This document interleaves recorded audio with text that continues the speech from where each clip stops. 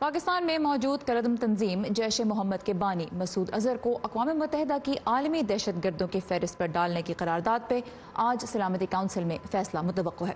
یہ اپنی نوعیت کی چوتھی کوشش ہوگی۔ یہ قرارداد سلامتی کونسل کے 5 مستقل ارکان میں سے 3 امریکہ، برطانیہ اور فرانس نے پلوامہ حملے کے بعد پیش کی، جس کی ذمہ داری جیش محمد نے قبول کی تھی۔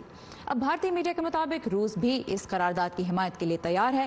سب کی نظریں ہیں اب چین پر، جو پہلے ہی 3 مرتبہ ایسی قراردادوں کی منظوری کی راہ میں رکاوٹ کھڑی کر چکا ہے۔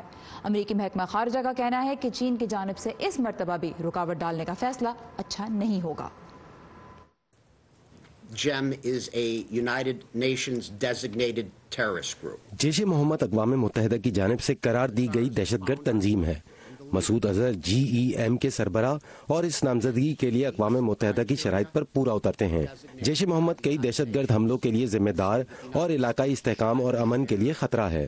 علاقائی سلامتی اور امن کا حصول امریکہ اور چین کا مشترکہ مفاد ہے، اور مسعود اظہر کو دہشت گرد قرار دینے میں ناکامی سے اس مفاد کو نقصان پہنچے گا۔ To designate Azhar would run counter to this goal.